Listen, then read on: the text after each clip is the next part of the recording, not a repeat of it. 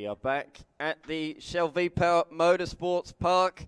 Australian Formula 4, the Revive Championship, will be out in just a few moments' time.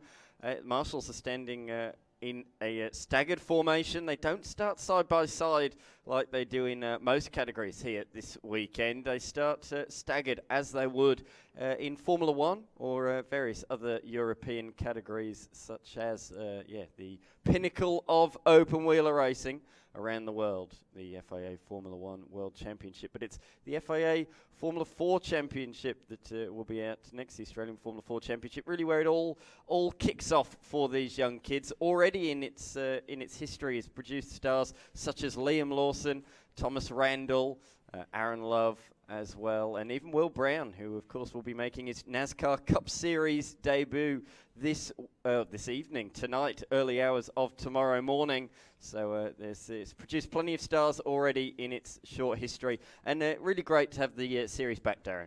Certainly is. There's a couple of stars already sitting across the front row of this grid, and I refer to James Pitzik and also Blake Purdy, a couple of names to keep your eyes out for. Of course, Blake Purdy had a stint in one of our other categories that we've had showcased here this weekend, the Australian Prototype Series. Did very, very well there. Saw the opportunity this year when Formula 4 came back to Australia. The Formula 4 certified by FIA came back to our shores and went, yep, let's give that a go. It's a pretty short, sharp series this year, so they can do that and get that strong experience. Nicholas Staddy has certainly also appeared in there. Great to see for this weekend only Imogen Radburn, a Formula Ford competitor from Victoria. We'll see her racing at the final weekend of June at round 3 of the Victorian Championship at Phillip Island. So really good to see Imogen getting some exposure here as well. John Paul Drake's weekend of commitment to motorsport. This will, in his old age, he will certainly look back on this weekend and go, wow, I was a busy boy that weekend. I'm still getting massages some 30 years later to recover from it. So he has been a physical marvel here this week. And I refer to the fact that Australian Prototype Series champion. He's also driving in the in this race, the certified by Formula 4 by FIA, and in the next race, the Lamborghini Super Trofeo Asia Series. So he's not an up-and-coming driver. He's already been there and had the success. He's enjoying some open wheeler racing, getting himself well and truly locked into a good position. So that's good. Nathan Gotch out of the AGI Sport outfit as well, a team that had Nick Rowe. Also, I think there was a couple of others in the previous McGale Formula 4 series here in Australia that they won a couple of titles there as well. So good to see the Tatus cars. They are a little bit different, and they certainly look a little bit different. They certainly go a little bit different compared to the McGales. But it's what we've got, and Formula 4 has had a little bit of life breathed back into it for 2024. Looking forward to seeing how this race pans out. Yeah, you were just talking about the new chassis. Previously, they used the McGale chassis, but now using the Tatus T421 Gen 2 chassis, which has the halo on the front, so a real modern Formula 4 spec machine. This is the grid then. It's going to be Jimmy Pizik that comes out of position number 1. He's you could almost say veteran in Formula 4 really. He's been driving these open wheel machines for a little while, had success, race wins in the British Formula 4 Championship last year, winning at Silverstone and at Thruxton, so it's great to see that he's doing so well overseas. But he's back for this year in Australian Formula 4 before he hopes to go back over to Europe and continue to pursue that dream of making it to the pinnacle of the sport. You touched earlier on Blake Purdy, also raced S5000 the last couple of years as well, so he's got open wheel experience, not in Formula 4 so much, but he has been the closest challenger to Jimmy Pizik in the first couple of rounds. He'll come out as second place, ahead of Nicholas Staddy, the 15-year-old youngster. I just spoke to him down there in the lane just before. He's just come back from the States, winning the opening race and the opening round over there in the United States Formula 4 Championship. So a real great young driver. Look out for that name, Nicolas Stati, for years to come. Sebastian Amadio, a local, sponsored by Amadio Wines. He'll come out of that 4th slot on the grid. Another driver with S5000 experience in recent times. Seth Gilmore comes out of position number 5. That's the surname with open wheel pedigree and history in this country. He's a young up-and-comer, really done no open wheel experience prior to this year, but he's taken to it pretty well. He leads the rookie class at this stage of the season. This is round 2 of the Australian Formula 4 Championship. Imogen Radburn on debut this weekend. She did really well yesterday, moved up a few places and finished in position number 6. That was a great drive from her, as you touched on, from Formula Ford into Formula 4 this year. Missed round 1, but is thoroughly enjoying herself in Formula 4 this weekend. John Paul Drape won the Masters class for the elder statesman in the race yesterday. He'll come out of position number 7 alongside Nathan Gotch, who has a lot of open wheel experience himself, out of position number 8. Beyond that, Jaden Hamilton on debut this weekend. He had a little off-track excursion or 2 yesterday. He had pace, though, so expect to see that number 9 move forward in this race. He starts ahead of Mark Wilson and Tim Boydell, who I think was nursing a little bit of a mechanical issue. He came into the lane a couple of times and he was trundling around at times. So hopefully they've repaired whatever the gremlin was in that particular machine, and Boydell can be fighting with his fellow Masters competitors in this one. 11 drivers from outright. We've got a couple of rookies and a couple of Masters as well. There's going to be plenty to keep an eye on in this race. As always in these junior formulas, and as you touched on, some experienced races in the mix there as well. Nathan Gotch in the number 66, the Gotch name, of course, synonymous with AGI Sport. Adam as well, starting the show after a huge career overseas in Formula 1 with Williams, worked with a number of the big names, Juan Montoya, one of them as well. And the field looks poised now to get going. As the front of the grid is the Hyundai. Here we are in smack bang in beautiful South Australia. What a wonderful part of the world. And this is where we're at, Shell V-Power Motorsport Park. And we've got 18 turns to turn it on here at the 4.95 kilometre international circuit. Action zones at turn 1, as always at most circuits. Turn 1 will be the focus at the very start of the race, as we see a bit of action there with the prototypes. Around turn 1, a right-hander, fast, wide. It's almost like acres of track that you can take through there and push them through. The fast-flowing turn 4, 5 and 6. Again, a lot of track to choose from. Numerous different lines at turn 6. Set up for the wide open throttle. And in the 944s we saw earlier today in those tin tops, they're getting up to about 185 around there. So these open wheels will easily top that through that section 10, 11, 12, 13. Up here as well, got to flow the car up that straight into 13, flow it up to 14, come back over the hill, you come back into the stadium complex or the main complex of the track here. 17, you've got to get that right as well. Almost a switchback. It's more than 90 degrees.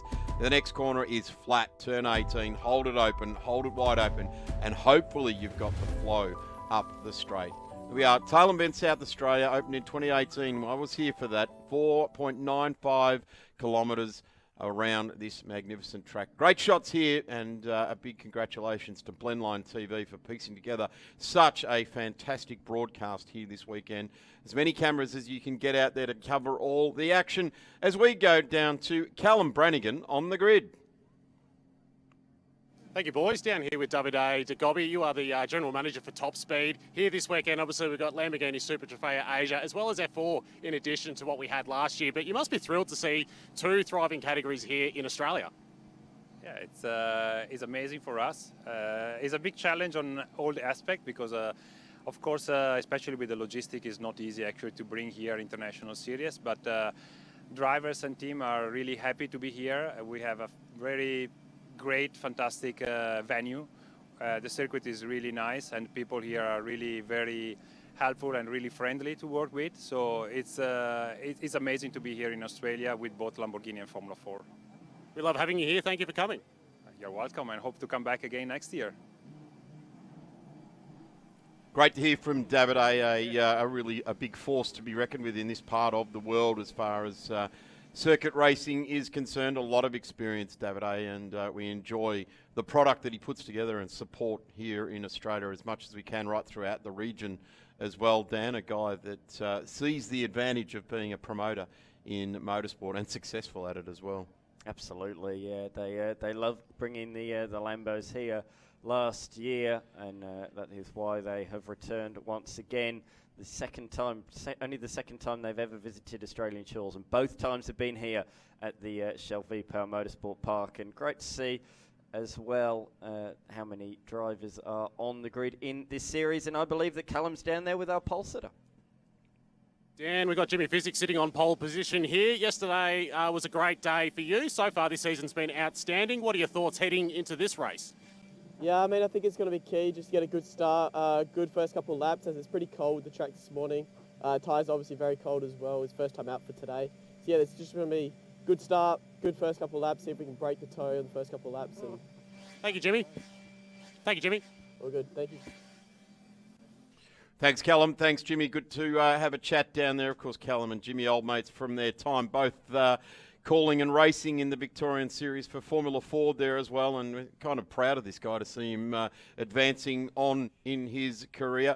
Great shots of these cars there, the high-vis lights blazing away on the back of car 40. That's Tim Boydell. He's got the crew attending to them there as well. Just a bit of final instructions, a bit of a chat from the crew. Umbrellas at hand there just in case we get any rain on the grid. Cars are set, and as you have pointed out, Dan McCarthy, the Formula One style of grid, which is not two lines of cars across each row. It is the staggered style. It is what we're used to looking down at a Formula One as well, as we go down to have a chat with Blake Purdy. Thank you, boys. Blake Purdy starting from position 2. Obviously got your sights set on P1. What do you need to do to catch the man in front? I was chasing him pretty bloody hard at the end of the last race yesterday, so hopefully we can get a bit closer and see what we can do. Does the weather conditions have you looking in the skies at the moment, or are you not too concerned about rain? No, I don't think it's going to rain. I think it'll be dry the whole race, so that'll be good. Thank you, Blake. There's the update on the screens now. 14.3 degrees, 76% chance of rain. West-southwest at 11 kilometres an hour. We were just having a look at the radar just before. There is still some little showers around. They are on the other side of those Adelaide Hills. So if they do make it across the Adelaide Hills, then yeah, we'll get a shower or two. But I don't think during the Formula 4 race. Probably more likely during the Lamborghini Super Trofeo Asia race starting at 12:10.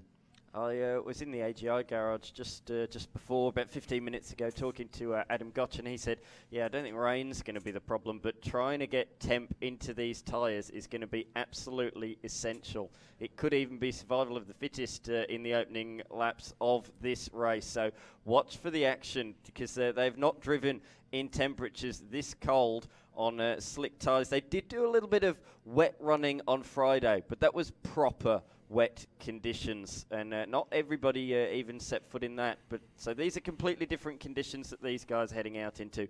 Stone cold out there. It is absolutely freezing. So tyre temp, the warm-up lap could be crucial here. The good news is that it's gone up a degree in the last 10 minutes Has or so. it? It's 15 degrees out there now. So and there's not a lot of wind around, so it's just that real chilly type of feel about it. And that's what we saw during the prototypes race, was that that sort of mist around as well, and that's what caught those guys out, because it just managed to shine the track ever so slightly there as well. Looking down now, there's the cordless tool with the fan on it, and clicked onto the mirror on the side of the car to keep air flowing through the radiators. Not that we probably need it too much. In fact, I'm quite surprised that they've even brought them out onto the grid. What they would be doing is probably just resting there, maybe even keeping temperature inside the air box there as well. So siren has sounded. Non-essential personnel now being cleared away from the grid. You'll have one car attendant, and we can see a couple of crew members there with batteries to make sure they fire. And we will be underway right on time for the Formula 4 certified by FAA race here this afternoon. The race this afternoon will start at 3:45. This race due to start at 11:15. So they've got a bit of a later start there as well. We go down to Adam Gotch from AGI Sport. Thank you, boys. Adam Gotch, massive operation this weekend for AGI Sport. You must be proud to see so many of your blue cars at the pointy end of the field. Yeah, it's great. I mean, it's been a long time coming, F4 coming back to Australia, and we've got 4 cars up the pointy end, and we've got some Masters drivers under another name, and so we're running 8 cars in total, so it's keeping us busy. What's the kind of considerations when you expand to 8 cars, or trying to keep that all? You're trying to keep all those cars up front, obviously, but is there extra considerations when you've got that scale of machinery to look after? Yeah, look, a lot of tooling, a lot of equipment, finding more mechanics, engineers. So it's it's quite a step. Copy. Thank you, Adam. Thanks, buddy. I was speaking to him before, and he was saying how great it is that this series is now a lot more closely aligned with the other series around it in Southeast Asia and even in the US as well. These are the identical cars that they race in those categories as well. So AGI are running cars over in Southeast Asia and in the United Arab Emirates Championship as well, where they have over 40 cars on that grid. And then as well running Nicholas Staddy over in the United States as well. So it really is good that this category is returned more closely aligned with the other countries around it in that pathway towards Formula One. Yeah, and that is what the FIA designed, that Formula Regional and this Formula Series are all supposed to interline with each other. And ultimately it is to get drivers into Formula One. And that is, in the world of sport, is the hardest playing surface to get on. It's only 20 drivers that annually get the chance, and of that, about 17 of them go through for multiple years. So you're really only looking at 1, 2 or 3 chances every year to get there. So you want to prove yourself along the way worthy to be a Formula One driver, and this is how you do it. I'm not going to say it's a clearly defined path, but it is a defined path, because sometimes you can take a step to the left, or there's an opportunity to the right, maybe in sports cars, maybe in the Lamborghini Super Trofeo series, maybe in LMP 2, 3, etc., GTs, IndyCar. But it is always in the intention of the FIA to push them towards Formula One. We're on the formation lap now, well and truly on time for a race start to go underway. They move off, and as is customary, swerving left to right, which I guess the engineers allow them to do that to get their mind right. The ability to get tyre temperature is more about getting on and off the brake and getting heat through the wheels and tyre set up there. But race drivers like to do this. It certainly does get you focused. It will give you a feeling. You're also listening. You're starting to feel what the tyres are like cold, and the grip that you may have towards the end of the lap. I guess that's more what it's about. It's feeling about what grip you're starting to get through the car, on and off the brake, preparing the brake temperatures to be at their optimum for turn 1. And that's what you want to get it to do, because turn 1 is the best opportunity in the entire race to make up some spots. If you don't get off the line well, then you need to make that spot up to turn 1 there. Gee, it's a misty old skyline out there at the moment, isn't it? 15 degrees we're seeing right here at the track. And we're probably seeing the highest temperatures in South Australia at the moment, being that we're quite a long way inland. Here's the grid. Yeah, so Physique will come out of position number 1 alongside fellow South Australian Blake Purdy. After wins in the US, Nicholas Staddy comes back with a lot of experience behind the wheel of these cars. He'll start from 3rd ahead of Sebastian Amadio of Jam Motorsport. Beyond that, Seth Gilmore, best of the rookies, out of 5th. Imogen Radburn doing it for the ladies this weekend in position number 6 ahead of John Paul Drake and Nathan Gotch. I'm quite enthralled to see how Imogen can present in these next 2 races. We know she's a ripping steerer at Winton this year at the Victorian Series. She did a tremendous job.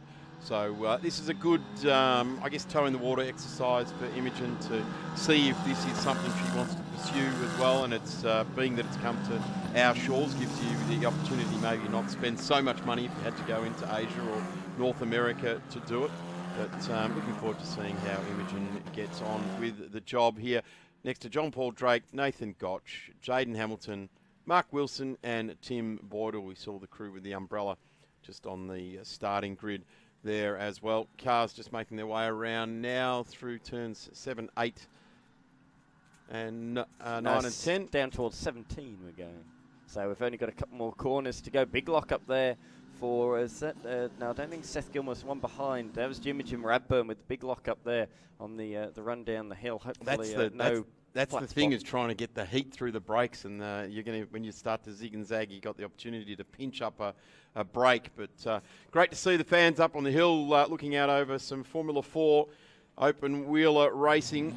Always been hard to get the Australian public to pay attention to open wheeler racing, but it's good that the I certainly credit Netflix for Drive to Survive to bringing open wheeler racing back to the masses, and certainly the Melbourne Australian Grand Prix does take full advantage of that with sellout crowds over the last 3 years. It shows, doesn't it? For years, supercars was the main focus of the Australian motorsport fan, but in this day and age, it's Formula One's very much equal to supercars. There are so many Formula One fans now, thanks to that series. But this is at the other end of the scale. This is the youngsters, some of them only 15 years old on this grid. The number 93 starts from pole, and he's made a great launch down towards turn number 1. He will lead them. It'll be Pizik from Purdy down towards the first corner. Amadio's made a great start. He's moved up to 3rd position ahead of Nicholas Staddy in the number 15 machine. So the Jam Motorsport car has moved up to 3rd ahead of Staddy. And just behind is another couple of AGI Sport cars in Gilmore and Radburn. John Paul Drake is sitting in position number 7 and ahead of Hamilton, who's got through on Nathan Gotch in the opening sequence of turns. James Pizik got away very, very nicely there indeed. The 15 diving down. Nicholas Staddy trying to take that spot back from Seb Amadio in the Amadio Wines entry number 22. Cars accelerating out of 6 now. They come around to 7, 8 and 9 across the hill there, getting air under the car there if they come across that ripple strip. They keep off that ripple strip there. That's more like a gutter than a ripple strip. The painted surface there, the rain about, they'll want to keep well clear of that as we get a good look at Nicholas Staddy, the Western Australian with experience in the States, has lost a spot off the line there, but Seb Mardio getting away fantastically and coming around to complete lap number 1 and looking very, very nicely indeed. Amadio got away with a mistake there at turn number 12. It just didn't turn in like he wanted to. It drifted out and he put 2 wheels through the grass. He had a little moment there as well. It doesn't look quite stable, and he's coming under big pressure now from Staddy. Amadio slightly defensive down into turn 17. You can see him soaring at the wheel. It's not one smooth movement. He's really having to fight at the wheel at this stage of the race. In open wheeler cars, you want one smooth movement left and right, and he's not having that. Oh, the number 7, that's Wilson, who has spun at the backside of the course. That's just out of turn 15 towards turn 16. We've seen so many people spin there today as Amadio goes defensive. Staddy is applying the pressure. He's going to go the long way around the outside at turn number 1, and he's squeezed out of room. Amadio closing the door there, as he's perfectly entitled to. I reckon Amadio didn't have tyre temp there as well. That's why I was having to have a couple of jabs at the steering wheel to make it come on there. Let's hope that he doesn't get some cold graining on those tyres with that sort of behaviour. You certainly can induce that fairly quickly. He looks to have stopped that behaviour now. You'd like to think that a lap and a half in after a comprehensive formation and warm-up lap, you've got that temperature there, but that's the behaviour of a driver going, come on tyre temp, let's get up there. I'll reef at the wheel a couple of times to try and force that that position. The 7 is still stricken, so Mark Wilson, he's now taken the steering wheel off. He can't get the fire lit in his Tatis. Puts the steering wheel back on, has a think about it. No, I'm going to get out. A couple of different thoughts, pattern of thoughts there for him. Hake takes out the padded head restraint there as well, and will make his way out of the car. Safety car has been deployed, so that's not ideal in the fact that we've got a time certain race here. We've got 3.5 minutes completed. There's 21 minutes left in this one. There it is, all on his own. Not sure what happened there. I think it's what we've seen again, where they're just trying to get on the power out of 15 and the track falls away from you. We saw a spin in prototypes. We saw a spin as well in Australian Formula Open, so it's the third time we've seen an opening lap spin on cold tyres at that sequence of corners where you just don't normally see spins, and it's all because of what we spoke about before the start of the race, tyre temperature. It is pretty cold. You said it's 15. You know, when they come up on the weather graphic, feels like. It certainly does not feel like 15, I can assure you of that out there on the racetrack. Well, we're not really getting the sun peeking through at all. It's a very grey, overcast day here locally at Shell V-Power Motorsport Park, located at Tailem Bend. On the Dukes Highway, there is the safety car. We didn't want to see that again today at all. Let's hope it's the final time. A nice car indeed. Nothing wrong with the car. We just don't like what it stands for. Yes, that's right. Yeah, very nice Hyundai N product, as they always are. Immaculately built machines, and they go fast, don't they, as well? But exactly right. We don't particularly want to see it on the racetrack. We want to see green flag racing out there. Let's run you through the order then. They've pretty much stayed as they were. There's been a few changes of position. So our pole sitter, Bizik, remains out the front head of Blake Purdy. The notable change towards the pointy end of the field is Seb Amadio overtaking Nicholas Staddy for third position. Seth Gilmore, the red boxes indicate that they are rookies in the series this year. So Seth Gilmore leads that particular class in position number 5 out of Radburn and Hamilton. And then it's the Masters. Those are the blue boxes. The Elder Statesman. Gotch has actually got past Drake in the opening sequence of turns. At one stage, though, Hamilton got through on Gotch, and Drake was ahead of both of them. So in the second half of the opening lap, Drake has dropped behind both Hamilton and Gotch down to position number 9. And then Boydell rounds out the 10 drivers still on the racetrack, because as we can see, this one, the number 7 Wilson machine, has come to a stop after spinning out on the opening lap of the race, right about where we are here, just over the brow of that hill. Oh, actually, no, this is a run down to turn number 8 and 9. A new camera angle for this weekend, a great addition to the Blendline TV coverage. Certainly the recovery crew just trying to get that car back behind what they term the first row of defence. So they want to try and put it behind a wall somewhere, buried in there, and make a recovery after the race is finished. But try and damage control how much safety car laps we do get out there. But there it is now, the car just going backwards, rounding it out, getting the strap off there.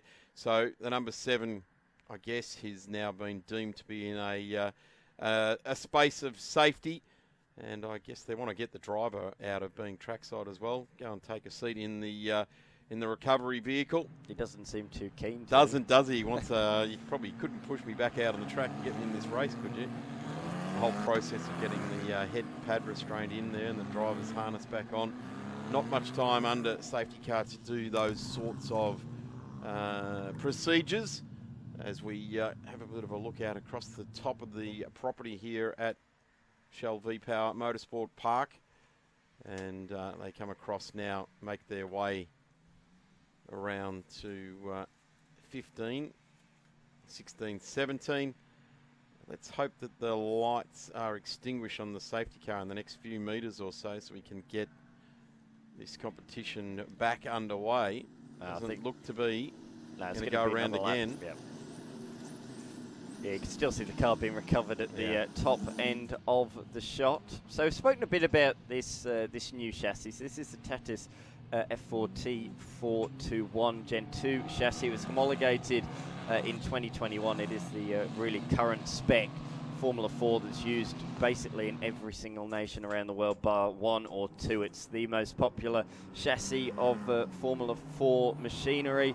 It's got a different engine as well to the previous iteration, a Fiat Abarth engine, turbocharged 1.4 litre engine, produces 160 horsepower, and they are running on GT tyres, which are supporting a lot of open wheel categories at the moment. Yeah, they've certainly pushed their way into the motorsport market, and I haven't heard any complaints. The local series here in Australia, the GT Australian Formula Open Series, have made the switch to them particularly for this season, but a few cars were running them last season in preparation for this year. But normally if the tyre's not good, that's the first thing that teams and drivers start to talk about, but certainly the Formula 4 certified by FIA currently being run here in Australia are running on that tyre as well, and haven't heard anything. So it's like anything, any news is, if there's no news, it's good news at the moment as far as tyres are concerned. It's one of the things that race drivers and race teams like to talk about because it is a variable. It's the contact patch with the road, and you can put a new set on and you can be a lot faster than you were on the previous old set. Pretty durable tyres. They seem to get faster and faster, the drivers, lap upon lap, so they're a very durable tyre. We spoke about that a little bit yesterday, whereas some categories you see tyre life and lap time diminish and drop as the race progresses. These are very stable across an entire 25-minute race, and we can see that number 7 being towed along one of the access roads inside of the race circuit. That's just on the outside of turn number 15. Such a great vantage point, just where we are really. You can stand this weekend on top of the welcome centre and all along the whole of the pit lane. You can stand on the roof and you can see almost the entirety of the racetrack. Basically, turns 11 and 12 behind those trees are about the only ones you can't see. Yeah. It's an amazing view up there. It is, and a tremendous racetrack, and there's nothing but praise for the racing surface here at Shell V-Power Motorsport Park. And the drivers really do enjoy it. Even some of the drivers that have come out of Victoria this weekend that love to talk about Phillip Island in gushing compliments. The gushing compliments have certainly flowed for the layout that we're racing on here today. 4.95 kilometres, the international circuit, and we are poised to get back underway. Under 15 minutes of time remaining now. A number of laps under safety car. This is nice. This is what you like to see. Almost equal gaps between wheels on that side shot. They've got it measured out perfectly, haven't they? Everybody, you must be as close as you can be. You're not even able to see the diffuser. And Nathan Gotch has been given the green lights, and they are flashing. Away he goes. And it's Jimmy Pizik will lead them away, and he's got Blake Purdy in the nippies car right in behind number 48. Amadio got a bad run out of the final corner. He is going to be very vulnerable to Staddy, and in fact Staddy has already overtaken him. Great move from the youngster, very heads up driving, great restart, but Amadio fights back into turn number 1. He goes up the inside and retakes that place, but Staddy is certainly the more comfortable on these cold tyres early on. That recent US experience really showing strongly for the 15-year-old as they go down the back straight. Gilmore's not too far behind either. He can pounce potentially on this opening lap. On the cold tyres, Amadio defends into the hairpin. Turn number 6, a great overtaking opportunity. But when it's defended like that, it's hard to make the move. Why would motorsport be any different to any other sport? If you play tennis, you hit the ball every day you can. If you play golf, you whack it down the fairway as often as possible. Staddy has been experiencing the US style of racing, which has been quite aggressive, and racing more often. Come to the track and switch on straight away. If you're leaving it for sort of 3, 4, 5, 6 months or even a season in between drives, it takes so much longer to bring yourself up to it, to switch on all of your senses, make your hands and feet work in unison with your eyes and your brain. And right what we're seeing now with Nicholas Staddy is the fact that he's been racing a lot. Switch it on, let's go. And the 22 is coming under immense pressure. I thought he was really going to have a go, and he did, but Amadio super late on the brakes. He left a car's width, but was still able to hold the position. The South Australian defends down into turn number 17. This is awesome racing between these two early on in this encounter. But yeah, Staddy, we spoke about US, but he's also done raced in Asia as well for AGI Sport late last year, so he knows these cars better than anybody else, apart from probably our race leader in Jimmy Pizik, who has got a 0.6 of a second lead. But this is a fight we're looking at because they cannot be separated. Down to turn number 1 again, around the outside from Staddy. He's got a great bit of overlap, a great bit of momentum, but still not quite enough because Amadio will fight back into turn number 3. A nice run though, a nice looping line for the 15, allows him to draw back alongside, but again he's on the wrong side for turn 5. Can he cut back to the inside? get the inside for the hairpin. He tries, but Amadio's wise to that one. He's seen this done before, so he knew to defend down into the hairpin. Great running here between the 22 and the 15. Seb Amadio had driven some S5000, so some 400 horsepower more around here as well. So he's seeing the world spin just a little bit slower driving these F4 cars here this weekend. So placing the car strategically where he can on the circuit here. And that is where Nicholas Staddy is having to try and deal with the tricky situation. He's wanting that good bit of racetrack to flow his car. Oh, car flying off the ground there, hit the back end of the ripple strip. The front came right up off the ground there. Hopefully there's no damage to Seb Amadio's car. That could have torn a tyre apart. Let's hope that it continues on. That was a very, very strange situation. You'd feel that in the back, wouldn't you, in a car this low to the ground? There's no suspension, really, no padding. That's your back that's essentially going to feel the brunt of that force. And he's coming under pressure once again from Nicholas Staddy down into turn number 17. Great racing, though, between these two drivers. You spoke about Seb Amadio racing S5000s. I spoke to another former S5000 driver, Blake Purdy, just in last round, and he was saying they're very similar in aero. In the corners, they handle very similar to the S5000. The only difference is that straight line speed. And when your world's spinning faster than that, it does grab your attention a lot more. Side by side again. They've done this for the last 2 laps in a row. Staddy makes it hang on, carried some more speed, got a bit of oversteer. That'll affect his run coming out of turn number 3. Amadio could have a lot more impetus coming up to turn 4 and turn 5. Let's have a watch there again as Amadio comes out. Yeah, wow, that's 2 front wheels off the ground and slamming to the ground. Here he is now. Amadio did flow the car nicer. Range alongside here. Can he do the switchback? No, Nicholas Staddy's been doing a lot of racing lately. He'll cover that off. They can't go side by side through this part of the track here. 8, 9, 10 and 11, but they're going to try there. Seb Amadio, he is being very aggressive indeed, but Nicholas Staddy placing the car nicely. And in fact, Sebastian, not Vettel, no, certainly not Vettel, Sebastian Amadio would like to talk to his friend Seb Vet to see if he can get him some career advice. But certainly Sebastian Amadio not being able to go with Nicholas Staddy that time around. Let's watch how they come back into the main complex here. And let's see the kind of pace that they bring onto the long straight. Now Seb Amadio sliding the car through, gathering it all back up again to come back around, point the car down to turn 17. And a little short shoot down there as we watch the race leaders. And just up the road is a couple of the tail-end competitors. The 22 have set Amadio looking for big things. Hung the Sebastian Vettel hat on his rear wing and have to live to that occasion. Across the line last time through, Jimmy Pizik has extended that margin. Fastest lap of the race last time. It's pretty tight between the top 2, but it's now out to a biggest margin of the race, 1.2 seconds over Blake Purdy. Staddy has now taken 3rd position ahead of Amadio, who still continues to soar away at the wheel. Seth Gilmore in position number 5, but we're looking at Imogen Radburn, who is definitely showing what a talent she is behind the wheel. Debut weekend, she's been right around the top 5 all weekend long. Sits in position number 6 there at the moment. And she's not that far behind Seth Gilmore, who won the rookies class in round number 1 quite convincingly. Yeah, we're just being quietly impressed by the driver of car number 29 out there at the moment. There she is, Imogen Radburn.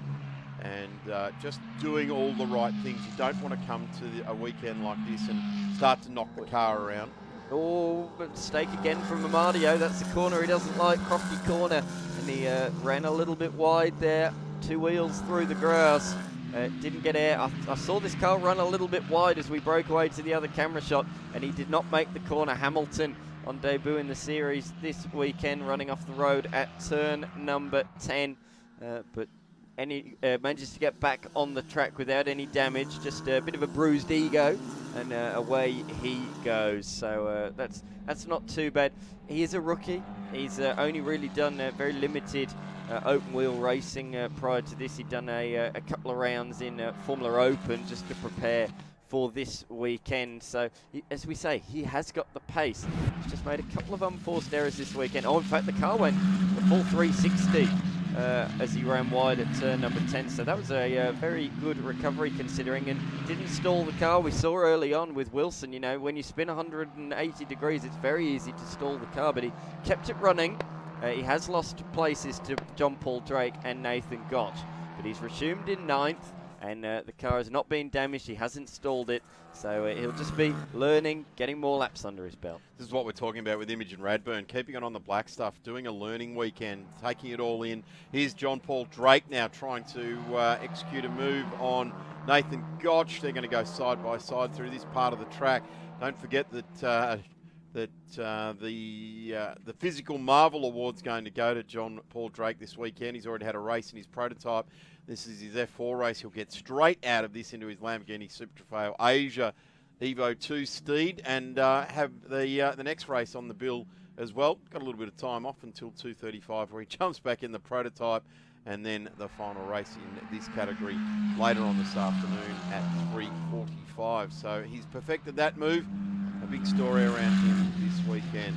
But just touching on those rookies, Dan, that getting through the weekend, no damage, trying, if you do go off, like we've seen Jaden go off, then try to just bring the car back on all in one piece, and it's called harm minimisation to not only the car but to your wallet as you go through the weekend. So impressive debut for a couple of these drivers in the Formula 4 certified by FIA series here this weekend.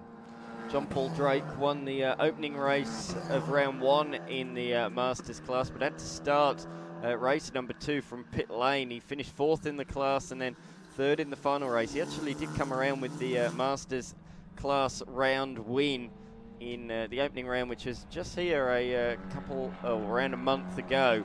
But he's really returned after showing he had the car pace all weekend. He's returned this time with a clean pair of heels, and so far he won race 1 yesterday.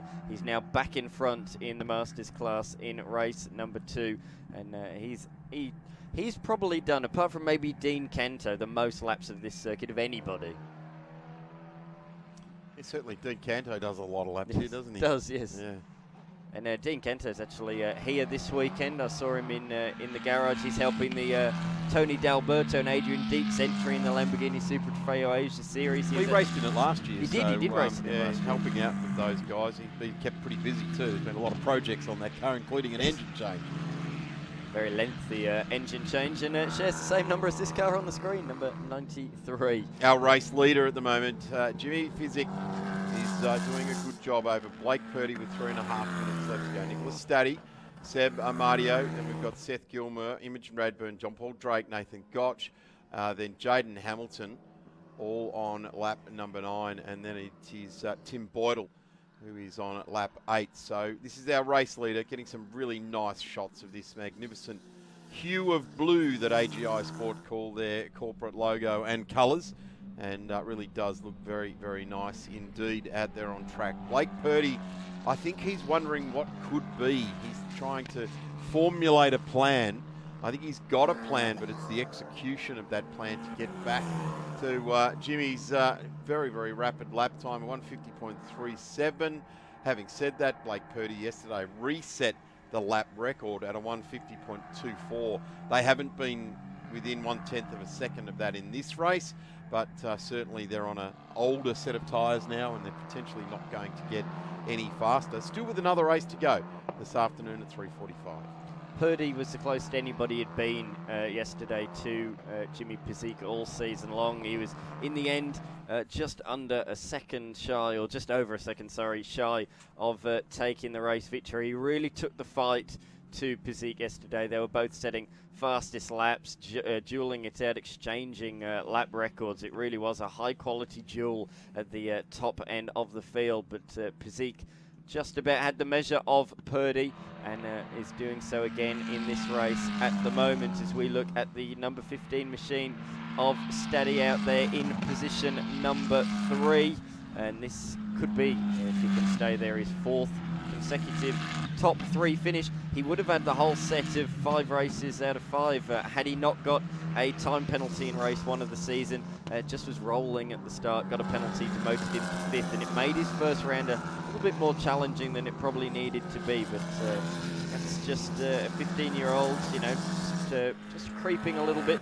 Everybody makes that mistake at least once in their career. I'm sure you did back in the day. I was accused of it once and did the drive-through penalty for that was handed out to me and never did it again. Yes, exactly. That was for sure. But I tell you what, this is impressive stuff by Jimmy Pizzic. 2.4 seconds clear of Blake Purdy at the moment. Then Staddy a further 5.1 seconds behind, and then Amadio 1.8 seconds behind. I can hear the Lamborghini Super Trofeo Asia cars warming up in the sheds just behind where we are calling for. So stay with us for race number 2 of the weekend, starting at 12:10, the Lamborghini Super Trofeo Asia Series. 45 seconds remain on the clock for this one. There'll be an extra lap on top of that, and we will have a race winner. The leader just punching out another very, very handy lap indeed to now move his lead out to 2.52. And there's Jimmy Pizzic over Blake Purdy, Nick Staddy, Seb Amadio, Seth Gilmore, Imogen Radburn to John Paul Drake, Nathan Gotch. Rounding out the 8 there, and then Jaden Hamilton to Tim Boydell. And we're getting a good look at the all-black livery now of car number 66, which is sitting down there in 8th position of Nathan Gotch from AGI Sport. PB lap last time through from Gotch, a 1 minute 54.18. The bad news is the guy ahead of him, John Paul Drake, who recently overtook him, was still 0.3 faster. So Drake just extending that margin ever so slightly and just putting that 7th position just out of arm's reach. Our rookie class leader is still Seth Gilmore out there in the number 24 machine, and doing a really nice job. Sitting a little bit lonely in that position at number 5 at the moment. But this is the man in 3rd position, the youngster from AGI Sport, Nicholas Staddy, who turns it into the final corner. The time has expired on the left-hand side of the screen here in the 2nd GT competition tyres, Australian Formula 4 Championship race, but there's still a 5 kilometre distance left to go. The track 4.95 kilometres in length, and Pizzic has started that final lap. He takes it out of turn number 3 around the kink at 4 and fires it around the very fast and very challenging turn number 5. It's caught out many drivers already in its short history as that corner. Several supercar stars, and a little bit of a lock-up there for Jimmy, but managed to hit the apex. No issue there at all. It's interesting, that turn 5 sweeper, you can't go through there two beside each other, except for if you're in a Hyundai XL, you can do it with 3 wide through there. So anyone else, they all try to sort of line a stern through there, but the XLs will turn it on through there. It must be something to do with the front wheel drive. The back just flows it around. I think that's just XL through it's just through, XL, isn't it? It's the heartbeat of XL right there. XL's doing XL things. Yeah. But our race leader is entering now the final sector of the race. It's been a very nice performance from the young South Australian. Finished 2nd in the Australian Formula Ford Championship a couple of years ago. As we said, did so well last year in Europe, and it's great to see this kid doing so well back in Australia. He's won the first 4 races of the season. He's about to make it a handful of victories. Jimmy Pizzic rounds the final corner, and it is going to be 5 out of 5 for the AGI Sport driver. He leads home Blake Purdy, the Jam Motorsport driver. The margin in the end, 2.6 seconds. And Nicholas Staddy, a great job from him. He had to fight hard to take 3rd position, but set some really fast laps in that race late on. Watch for him in the race this afternoon. He finished in 3rd, ahead of Amadio and our rookie class winner, Seth Gilmore. Imogen Radburn, another great performance from her to come home in 6th. And then we look at the Masters class. John Paul Drake. Where has John Paul Drake gone? Oh, that's Boydell, sorry. down a lap. I saw a black machine come over the brow of the hill. John Paul Drake just about holds on. Sorry to give the Jam Motorsport team there a bit of a heart attack up at the top of the welcome centre there. I didn't see that Boyle had gone down He's a got lap. the sharker going too there, John Paul Drake. Very, very happy indeed. Hanging very, very loose. He's got to get out of this car and he's got to get himself into a Lambo. In fact, I think Mark Pierce is starting the car, so he's probably got half an hour to catch his breath, get a bit of protein into him, a bit of gel or something like that, what the sportsmen do these days. But certainly congratulations to Pizik. He's done a tremendous job. And there's your results. Yes, there it is. Fastest lap of the race as well, a 150.3. Just a tenth off what the lap record is, so really fast pace from him. He beat home Blake Purdy and Nicholas Staddy rounding out the top three. Seb Amadio came home in fourth, ahead of Seth Gilmore, Imogen Radburn, and then the top of the Masters class entries, John Paul Drake ahead of Gotch. Hamilton did finish despite a hairy spin down at turn number 10. He finished in ninth ahead of the last of the finishers, Tim Boydell. Mark Wilson came to a halt, stalling the car after a spin at turn 14 on the opening lap of the race.